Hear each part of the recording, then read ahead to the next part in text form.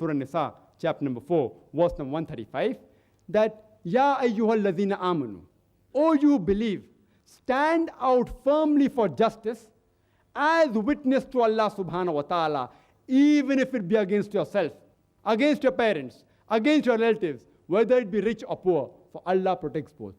That means if you have to stand for justice, as giving shahada, as giving witness to Allah subhanahu wa ta'ala, Allah says, stand for justice even if you have to speak against yourself, against your parents, against your relatives, irrespective whether the people are rich or poor, for Allah protects all.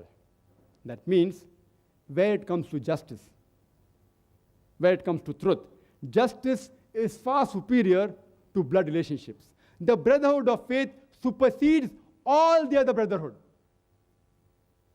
And the brotherhood of faith, the universal brotherhood, is based on the basic concept of belief in one creator, one Almighty God, one Allah subhanahu wa ta'ala, which is preached by all the religions. And the Quran says, as I mentioned earlier, in Surah Al-Imran, chapter 3, verse number 64, that ta'alaw ila qalmatin sawa'in baynana wa baynakum. Come to common terms as between us and you. Which is the first term? Allah na'budu illallah. That we worship none but Allah. Only believing in one Almighty God is not sufficient. You should also worship only one Almighty God. And only if you believe and worship Almighty God, who's one, will universal brotherhood prevail.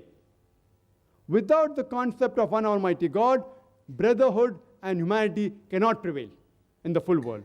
And the glorious Quran says in Surah Anam, chapter number 6, verse number 108, that revile not those people, abuse not those people who worship God besides Allah, lest in their ignorance they will revile Allah subhanahu wa ta'ala. I would like to end my talk by giving the quotation of the glorious Quran from Surah Nisa, chapter number 4, verse number 1, which says, Ya ayyuhan nasu ttaqu rabbakum allazi khalaqakum min nafsin wa idha khalaqa minha zawjaha.